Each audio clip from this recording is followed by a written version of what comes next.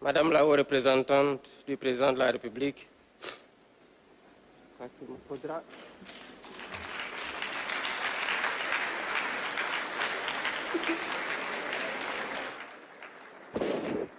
là, ça va aller mieux. Madame le représentant du président de la République, Mesdames, Messieurs les ministres, Excellences, Mesdames, Messieurs les membres du corps diplomatique, Madame la marraine, Mesdames, Messieurs les autorités administratives, territoriales, religieuses et coutumières, Mesdames, Messieurs les enseignants, chers parents d'élèves, chères lauréates, chers lauréats, mes chers élèves, chers invités, Mesdames, Messieurs. Chaque année, le concours général offre à la République l'un de ses plus beaux rendez-vous, la fête de l'excellence scolaire. C'est un moment où le Sénégal suspend le tumulte du quotidien pour célébrer ce qui fonde véritablement la grandeur des nations, à savoir, l'effort et le mérite.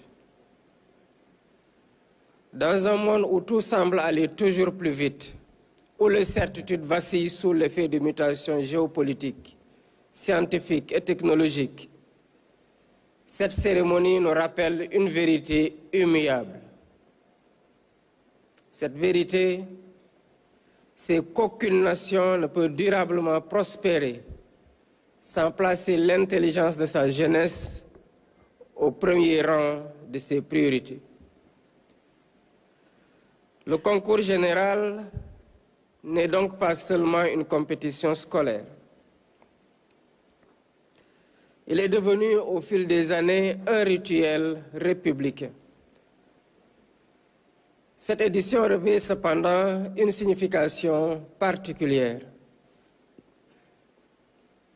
Nous célébrons aujourd'hui le 60e anniversaire du concours général sénégalais.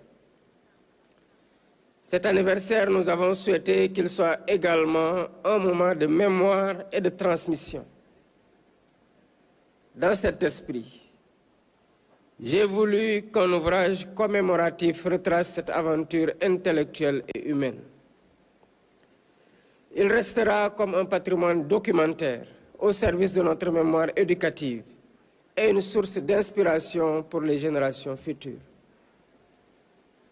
La célébration se prolongera également à travers l'exposition que je viens de lancer. Cette exposition nous rappelle que derrière chaque prix décerné se trouve un travail acharné, des enseignants dévoués, des familles engagées et une République qui n'a jamais cessé de croire à l'excellence de son système éducatif. Mesdames, Messieurs, à travers chacune des distinctions remises aujourd'hui, la République affirme une conviction profonde. Le Sénégal que nous bâtissons, dans le Sénégal que nous bâtissons, le mérite demeurera toujours la voie la plus noble de l'élévation individuelle et du progrès collectif. Voilà pourquoi je tiens, avant toute chose, à adresser mes plus chaleureuses félicitations aux lauréates et aux lauréats de cette édition 2026.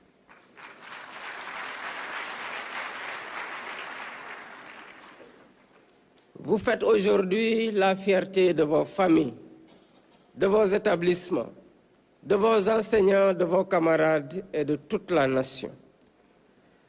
Je veux également féliciter le docteur Papa Farisei,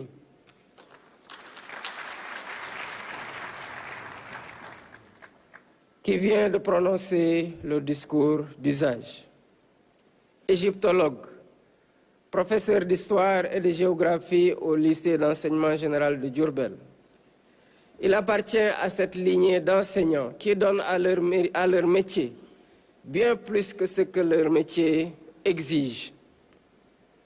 Son propos nous rappelle que l'école ne prépare pas seulement à des examens. Elle prépare une civilisation. Elle façonne un citoyen, elle décide en silence de l'avenir. Mesdames, Messieurs, à cette mémoire s'ajoute cette année un horizon inédit.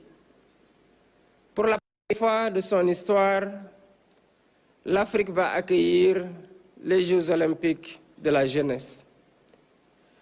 C'est le Sénégal qui aura l'immense honneur d'ouvrir cette nouvelle page de l'histoire olympique mondiale. C'est une fierté nationale. C'est surtout une responsabilité historique qui ne se mesurera pas aux performances sportives, ni aux infrastructures, ni à l'éclat des cérémonies. Cet événement porte un idéal, celui d'une jeunesse formée à l'excellence, au respect et à l'amitié, et qui apprend dans l'effort que l'on ne se dépasse jamais seul. Autant de valeurs qui rejoignent les fondements même de notre projet national, l'agenda national de transformation Sénégal 2050. Voilà pourquoi le thème retenu cette année, à savoir le Sénégal à l'heure des Jeux olympiques de la jeunesse, refonder le sens du bien commun à l'école des valeurs olympiques, a tout son sens. Il nous invite à réfléchir à une question essentielle. Quels citoyens voulons-nous former pour le Sénégal de demain? Non pas seulement un citoyen compétent, mais un citoyen responsable. Non pas seulement un professionnel performant, mais une femme ou un homme conscient que son talent prend toute sa valeur lorsqu'il est mis au service de la nation. Le véritable héritage des Jeux olympiques de la jeunesse ne sera donc pas uniquement sportif. Il sera éducatif, il sera civique, il sera culturel, il sera moral, il sera intergénérationnel. Madame le professeur Awa Marie Coll Seck,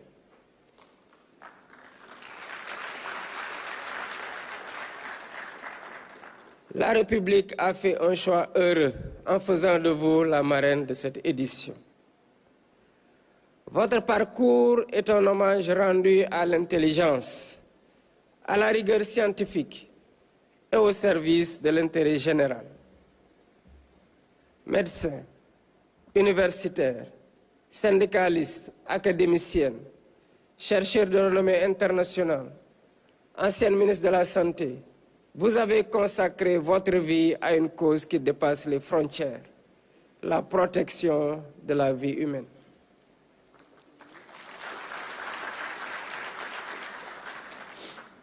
Votre parcours dit une chose simple. Il dit que l'excellence ne vaut que par l'usage que l'on en fait. Il dit surtout qu'une femme formée à l'école sénégalaise peut peser sur les plus grandes décisions internationales. À travers vous, c'est toute une génération de jeunes Sénégalaises et de jeunes Sénégalais qui comprend que les plus hautes valeurs et les plus hautes responsabilités ne sont jamais le fruit du hasard. Elles sont la récompense du travail, de la discipline, de la persévérance et du sens du devoir. Mesdames, Messieurs les ministres, distingués invités, les décisions que nous prenons aujourd'hui dans le domaine de l'éducation détermineront la place que notre pays occupera demain parmi les grandes nations de savoir, d'innovation et de progrès. Cette ambition inspire l'action de l'État et guide la profonde transformation engagée pour un Sénégal souverain, juste, prospère et résolument tourné vers l'avenir. En effet, l'agenda national de transformation Sénégal 2050 ne se limite pas à une stratégie de développement économique. Il exprime une ambition de civilisation. Il traduit la volonté d'un peuple de prendre pleinement en main son destin, de renforcer sa souveraineté sous toutes ses formes et de préparer les générations futures à relever les défis d'un monde en mutation profonde. Cela m'engage à dire avec solennité que la première infrastructure stratégique d'une nation n'est ni une route, ni un port, ni un aéroport. La première infrastructure stratégique d'une nation est son école.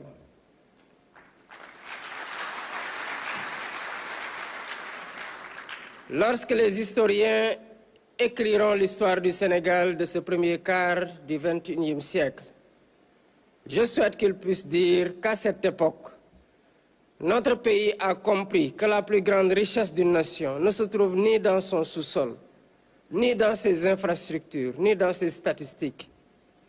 Elle réside dans l'intelligence de son peuple.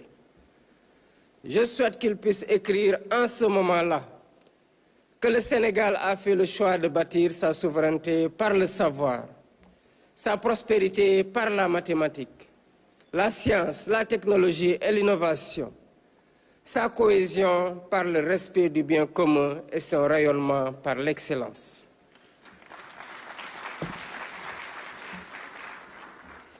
Mesdames, Messieurs, ce sont là autant de raisons essentielles qui confortent notre engagement à faire des mathématiques, des sciences et des technologies, mais aussi de l'innovation, une priorité nationale. Bien entendu, nous ne saurions occulter les efforts remarquables au profit de l'attractivité et de la qualité de l'enseignement des mathématiques et des sciences, mais aussi des technologies, notamment la création du lycée scientifique d'excellence de Diourbel, le déploiement des lycées Nations Armées pour la qualité et l'équité, et la mise en œuvre de plusieurs innovations didactiques orientées vers l'amélioration des apprentissages en mathématiques, en sciences et en technologie. Au demeurant, les résultats ne sont pas à la hauteur de nos ambitions. Pour preuve, la plupart des effectifs dans les séries scientifiques au niveau du secondaire général a globalement oscillé autour de 20%, stagnant entre 21,7% en 2020 et 21,4% en 2025. Dans la même perspective, la part des effectifs de nouveaux inscrits en seconde S dans les effectifs de seconde a régulièrement baissé en passant de 27,5% à 25,8%. Il nous faut résolument travailler à inverser cette tendance. En privilégiant les séries scientifiques et techniques dans le cadre de la refondation du système éducatif, nous devons unir toutes les forces et intelligences de la communauté éducative pour éradiquer la situation tragique de trop nombreux lycées sans terminal S1, le fleuron de notre système éducatif et le creuset de l'excellence, comme les résultats des 6 décennies du concours général l'ont démontré. Tout aussi, je veux faire du Sénégal une république où chaque enfant pourra dire avec fierté: mon avenir ne dépendra pas de mon origine sociale ou de l'endroit où je suis né, mais de l'effort que je suis prêt à fournir et des opportunités que mon pays m'offre.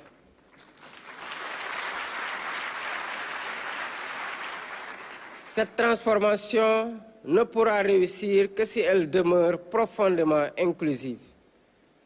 Le Sénégal que nous construisons ne laissera aucun talent au bord du chemin. C'est cette République de l'égalité des chances que nous voulons bâtir. Chers enseignants, je voudrais à cet instant m'adresser à vous, vaillants soldats du savoir.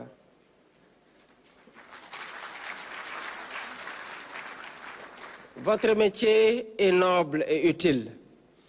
Chaque leçon que vous délivrez constitue une pierre précieuse qui enrichit le patrimoine national. C'est la raison pour laquelle l'État attache une grande importance à votre mission.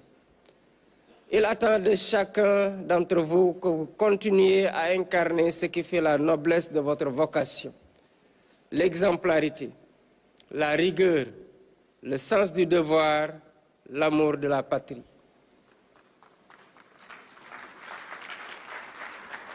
Enseigner, vous le savez bien, ce n'est pas seulement transmettre des connaissances. C'est éveiller des consciences. C'est donner à chaque enfant la certitude qu'il peut dépasser les limites que les circonstances semblaient lui imposer. Mes chers élèves, d'abord à vous, chères lauréates, chers lauréats. Aujourd'hui, la République vous honore. Demain, elle vous appellera à la servir.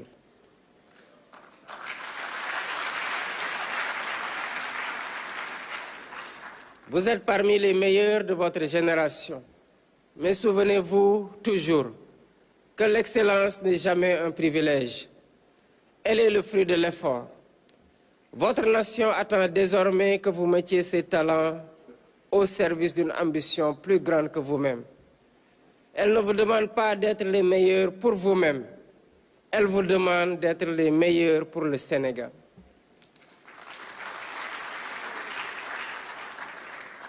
Mesdames, Messieurs, la plus belle victoire du Sénégal ne se remportera pas dans un stade.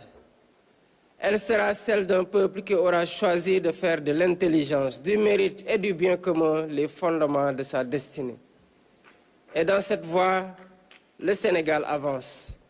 Il avance avec confiance, il avance avec lucidité, il avance avec l'énergie de sa jeunesse, il avance avec la force de son école. Ensemble, poursuivons cette marche. Ensemble, faisons de cette jeunesse, de notre jeunesse, la plus grande puissance de notre nation. Je vous remercie de votre attention.